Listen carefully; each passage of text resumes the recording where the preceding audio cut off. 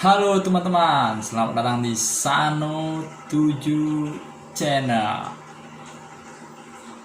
Ini adalah tayangan perdana saya di YouTube. Jadi di channel kali ini saya akan berbagi pada kalian tentang dunia olahraga dan dunia hiburan. Sebelum saya mulai, ada baiknya kalian subscribe video ini, like, dan komen. Oke teman-teman, hari ini saya akan membahas tentang dunia olahraga, yaitu sepak bola. Yang saya akan bahas tentang sepak bola yaitu formasi 4-3-3. Di mana formasi 4-3-3 saat ini sangat populer dan sangat banyak digunakan oleh klub-klub papan atas Eropa. Ya.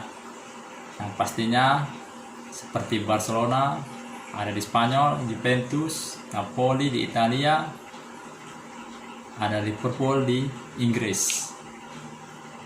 Jadi saya akan mengutak-atik formasi 4-3-3 dan membongkar bagaimana cara melakukan penyerangan yang baik di 4-3-3 dan bertahan yang baik, dan di mana juga kelemahan di formasi tersebut.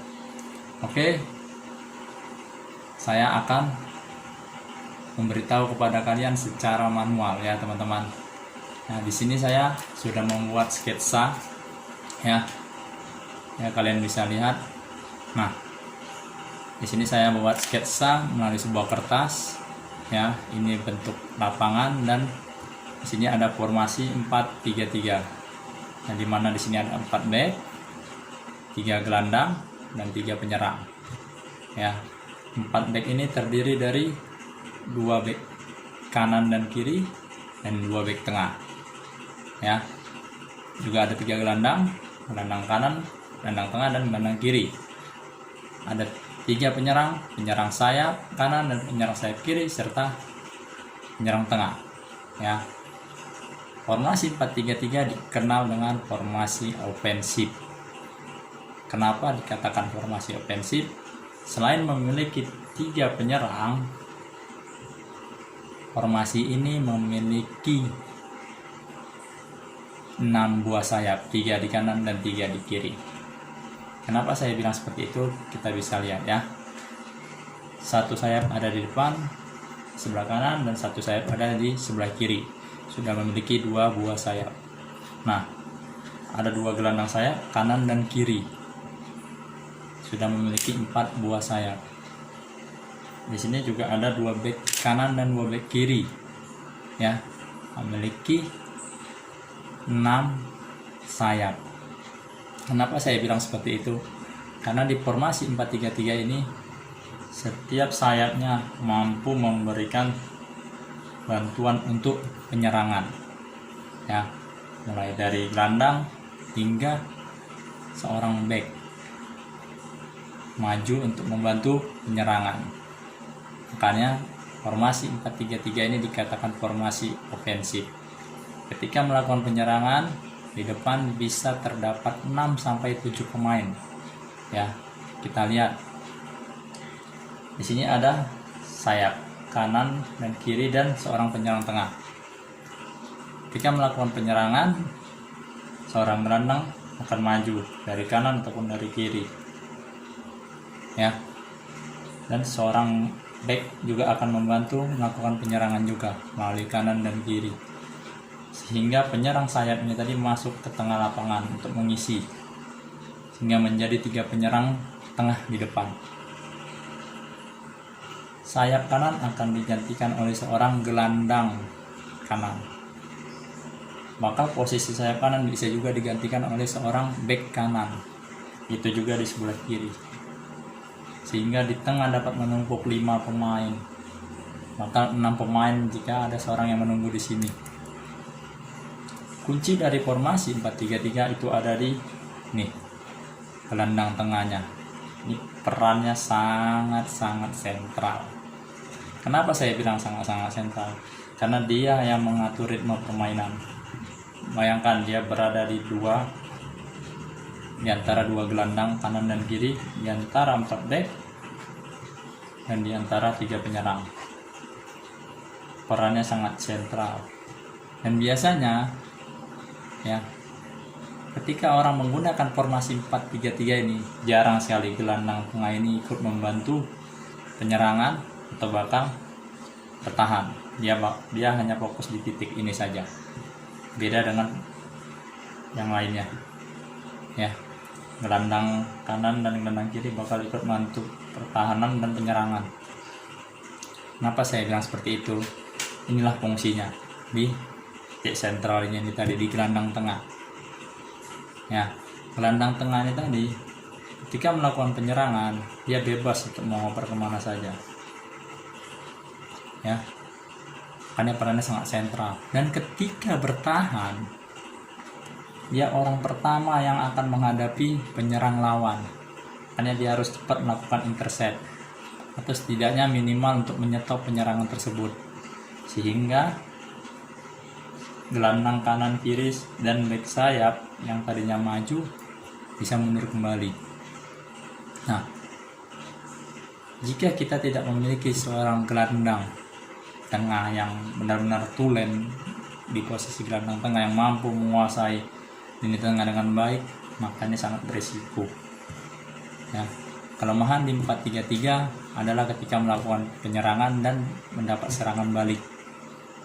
Ketika melakukan penyerangan, 6-7 pemain seperti yang saya katakan tadi ikut maju, sehingga yang tersisa hanya 3 ya, 3 orang ini aja, seorang gelandang dan 2 orang back tengah. Makanya ketika melakukan penyerangan sering sekali kena serangan balik, sehingga gawang mampu untuk dibobol ya. Nah, kuncinya itu ada di gelandang tadi dan back. Ketika kita memakai formasi 4-3-3, kita harus yakin kita memiliki seorang back yang benar-benar tangguh, seorang back yang mampu untuk menahan laju penyerangan lawan, sehingga menunggu pemain-pemain yang sudah maju ini tadi untuk mundur kembali ke belakang. Kenapa saya katakan demikian? Kita bisa lihat contohnya ya, ada di Liverpool seorang Virgil van Dijk dan juga ada di Barcelona seorang Gerard Pique. Kenapa saya katakan mereka mampu ya, ketika mendapat serangan balik mereka mampu menginterceptnya dulu, sehingga teman-teman mereka yang maju dari gelandang kanan kiri, back sayap kanan dan kiri itu cepat kembalinya ya. Makanya kuncinya juga ada di pertahanan, dan ini gelandang sentral ini sangat penting ya di formasi 4-3-3 ini. Jangan hanya fokus kita menyerang, memang penyerangannya di 4-3-3 sangat dahsyat, tapi bertahan 4-3-3 juga mampu untuk dibobol dengan mudah jika tidak memiliki ini gelandang yang kuat dan seorang back. Tidak perlu 2 orang back. Kenapa saya katakan? Karena pasti ketika dapat serangan balik kemungkinan seorang back akan mudah untuk dilewati, tapi satu back yang lagi itu harus mempunyai seorang back yang benar-benar tangguh. Nah, di peran sentral di gelandang ini, jika kita ambil dari sebuah klub pemain itu seperti Sergio Busquets ya, perannya ketika di Barcelona seperti tak nampak, tapi sebenarnya dialah yang menjadi titik sentral di permainan Barcelona. Jika tidak ada dia, mungkin Barcelona gampang ya untuk dibobol. Makanya Sergio Busquets itu sering terkena kartu. Karena apa? Karena dia harus mengambil keputusan sebelum para pemain lawan cepat melakukan serangan balik, sehingga banyak menumpuk penyerang dan pertahanan sudah kosong. Itu bakal tinggal beberapa orang saja, 2-3 orang. Nah, makanya Sergio Busquets itu sering melakukan tackling ya, untuk mengantisipasi pemain-pemain penyerang ini membantu penyerang yang lain melakukan serangan balik. Nah, untuk penyerangan ini ofensif ini tadi di penyerang tengah titiknya. Kenapa saya katakan penyerang tengah ini bisa sebagai pembantu saja, hanya sebagai umpan ya. Menyerang sayap ini tadi fungsinya untuk ngobrak-ngabrik pertahanan. Itu juga untuk penyerang tengah ini tadi, sehingga bola kadang sering mereka pantulkan kembali ke gelandang-gelandang serang ini tadi. Ketika gelandang serang maju, bek lawan akan terpecah fokusnya, sehingga memberikan ruang untuk penyerang tengah dan dua penyerang sayapnya tadi. Makanya kunci di permainan 4-3-3 itu adanya di sektor gelandang tengahnya tadi. Jika aliran bola ya tersendat di sini, maka fungsi 4-3-3 tidak akan berjalan dengan baik ya. 4-3-3 itu selalu mengoptimalkan sayapnya. Jarang sekali ya kita bisa lihat ya tim-tim yang menggunakan formasi 4-3-3 pasti semuanya mengobrak-ngabrik pertahanan lawan melalui sektor sayap ya. Dan ketika mereka mengalirkan bola, mereka hanya mengumpankan lini tengah ini ya. Lini tengah ini hanya untuk diumpankan supaya pemain lawan fokus ke tengah, sehingga sayap-sayapnya tadi bisa membantu ya untuk membuka ruang. Kita bisa lihat ya di Liverpool itu ada Sadio Mane ya yang mempunyai kecepatan, tapi terkadang karena dari sisi sayap, walaupun dia pemain yang memiliki kecepatan tinggi, dia juga perlu bantuan. Makanya seorang back seperti Robertson sering maju. Itu juga di sisi kanannya Liverpool juga ada Mohamed Salah. Ketika Salah mentok tidak mampu untuk mengobrak-abrik pertahanan lawan, maka Alexander Arnold itu pasti akan maju, back kanannya Liverpool.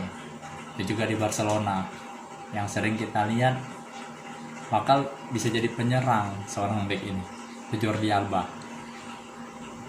Nah, uniknya di sistem 4-3-3 ini seperti itu. Mereka bisa menumpuk pemain 6-7 pemain di lini depan. Bukan berarti tidak memikirkan pertahanan.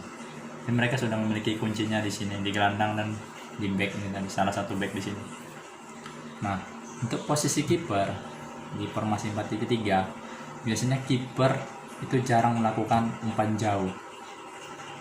Saya kiper akan bermainkan sepak bola umpan pendek.